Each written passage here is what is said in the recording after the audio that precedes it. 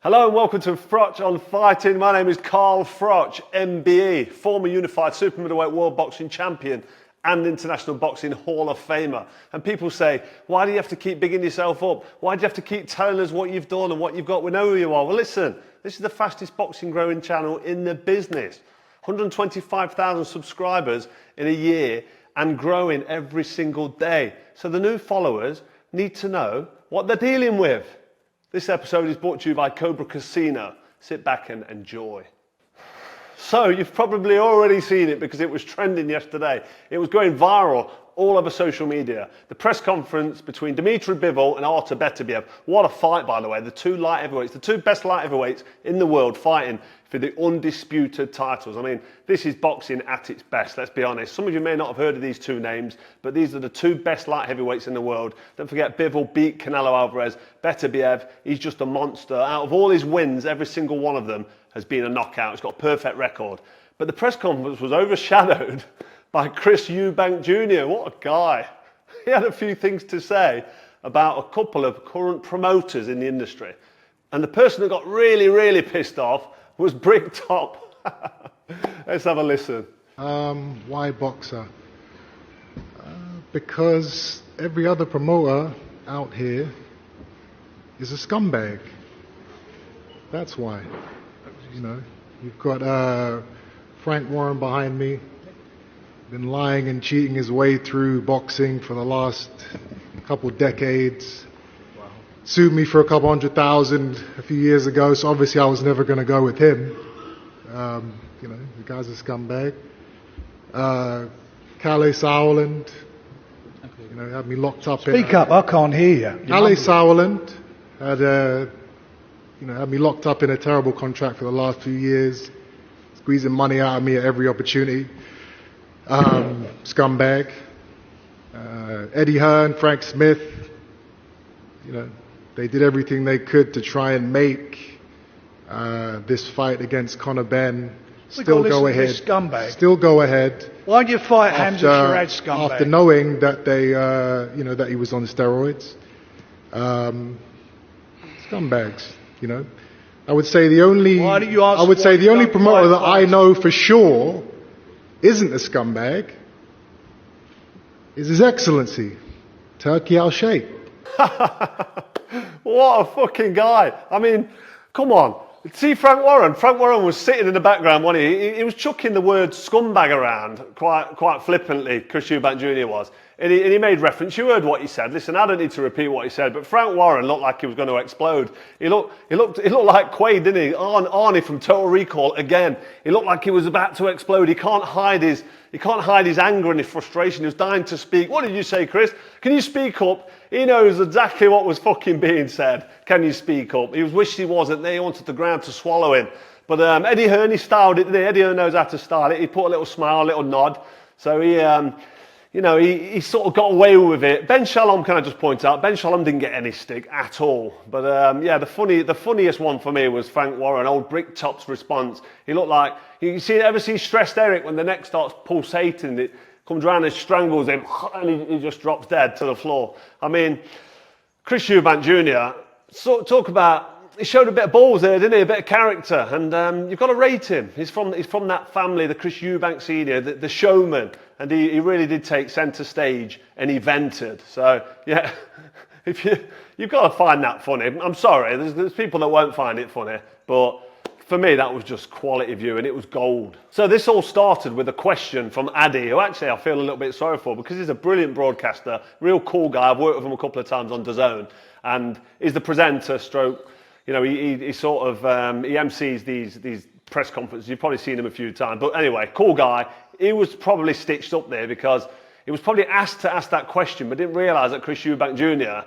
was going to go full in. No, just all guns blazing, pulling no punches, straight for the jugular of these promoters.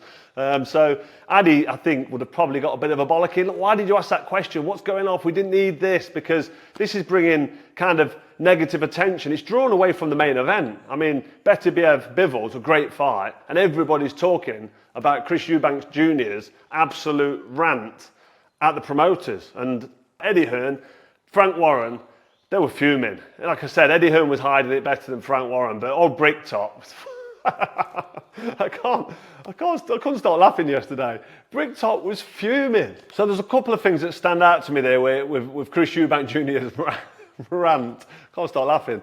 It's just Bricktop's face, man. But anyway, he said Eddie Hearn and Frank Smith tried everything they could do to make this Conor Benn fight still go ahead, even after knowing that he was on steroids. Scumbags. And that's not me saying scumbags, that's Chris Eubank Jr. Don't shoot the messenger. But it's a fair point really, isn't it? Because if you know somebody's failed a drug test, and you're prepared to still let them go ahead, this is the fight game. I mean, these guys, Benn and Eubank, they've got a history. They fought in the 80s, Chris Eubank Sr. and Nigel Benn, the Dark Destroyer. Great fights, great fighters on terrestrial television when there wasn't many channels. Millions of people watched it, so it's got big history. And I wonder what Turki Al Sheikh's making of all this. I mean, Kalle Sauerland got a bit of shit as well. Apparently, he said about being stuck in a contract that was not very good in his benefit. I mean, I don't fully. You've heard the quotes, you've seen it. To be honest, I like Kalle. I worked with him a little bit in the Super 6 World Boxing Classic. Ben Shalom got out of it because he's not worked with him yet. He's just signed with Shalom. But he gives Turki Al Sheikh a big load of credit because this is the one guy that he said that's not taking money off the fighters. He's paying big money in it for these shows, Turki Al Sheikh. So I suppose there's credit there where credit is due.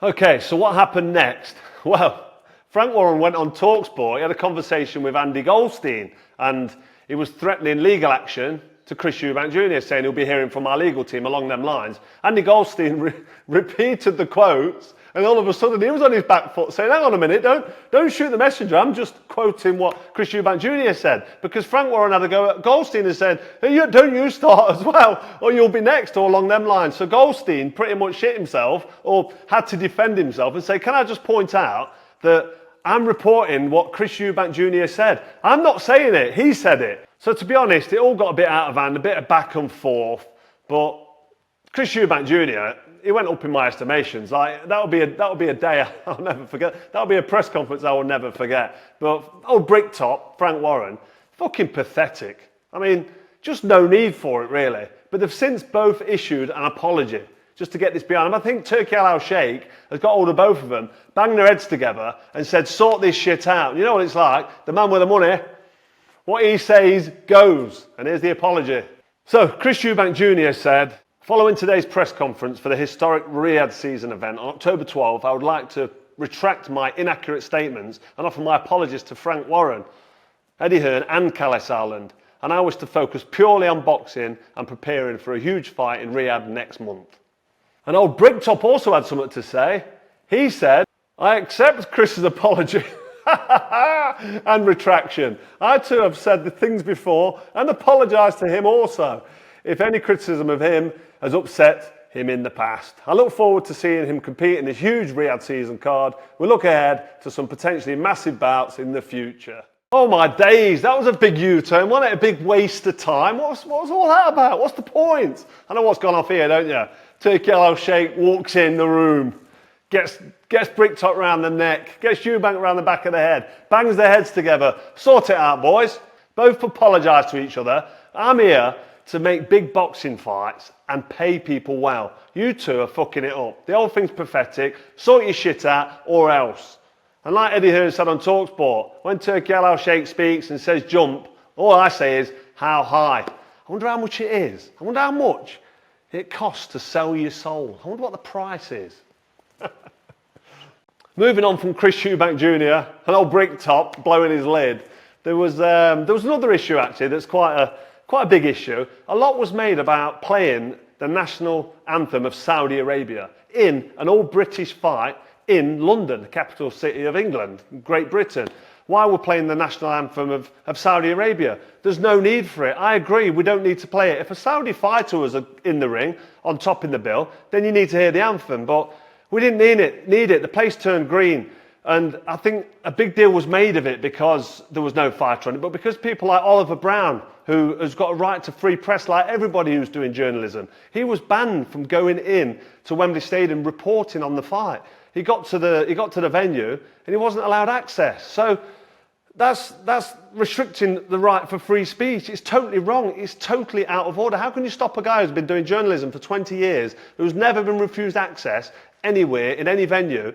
How can you stop him from coming in to report on a boxing match just because he's done a piece in a news article about Saudi Arabia, the facts and the truth about Saudi in his piece? You can't be banning people and stopping people from going in. We've seen it before where TalkSport were banned, and we're not allowed to go to the fights because they don't like the way the free press works. We can't be dictated to and controlled by other people in other countries. Great Britain, at the minute, we've still got the right to free speech. It's part of who we are. It's why we're so great. So we can't have that taken away. It looks like it's under attack from all angles. I won't go into that. But I stand by the people that say the Saudi national anthem didn't need playing, because it didn't. I stand by Oliver Brown, and actually the FA stand by Oliver Brown as well, because they're investigating it and they're backing him. They own Wembley Stadium and they're backing what happened there. So Eddie Hearn and Bricktop are getting pissed off with the people that are calling this out. Of course they don't want this mentioning. They don't want to upset the Saudi regime and what's going off here in England,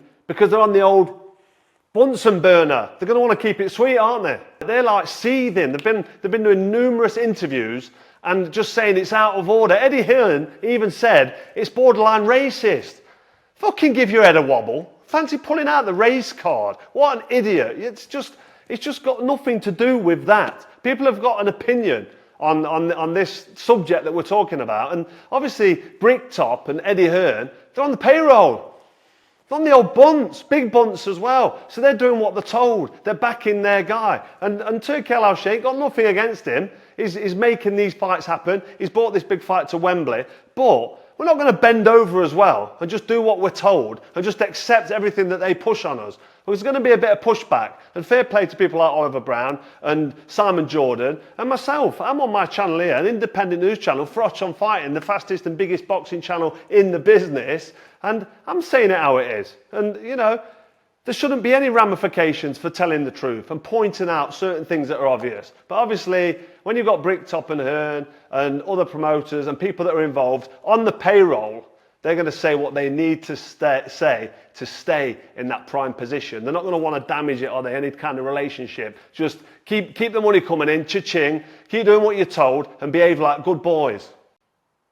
So that's it for another episode of Froch on Fight, and I hope you enjoyed it. But it looks like they've settled their beef. Chris Eubank Jr. is still on the undercard. They've all kissed and made up. Nobody's getting sued, and all we can do is look forward to a good undercard. I tell you what though, I think this has backfired a little bit. I wonder what the Saudis' thoughts are on this whole event, because there's been some serious pushback between what's happened with the press and Simon Jordan and people not getting let in the event. And let's be honest, the Saudi national anthem got booed. It really did get booed straight away. I mean, they turned it up to full blast. There's a couple of people that I know that were there. Because there was booing during the anthem, they turned the anthem up full blast. And as soon as the anthem finished, you could hear the boos roar through the stadium. So I wouldn't be surprised if the Saudi Arabians, like Turki Al-Sheikh, is really annoyed that this has kind of backfired on him a little bit. They might not come back. I mean, we don't want them to not come back again, because we want these big fights back in Britain. Of course we do. I'd love to get the Usyk Fury rematch in December at Wembley Stadium. Why can't we get that one here? But anyway, it's all up for debate. Let me know in the comments what you think, how it went, whether or not you agree that the Saudi national anthem should have been played at a British stadium with an all-British world title fight going off. This has been another episode of Froch on Fight, and as I've already said, don't forget to like, share and subscribe, and we'll see you next time.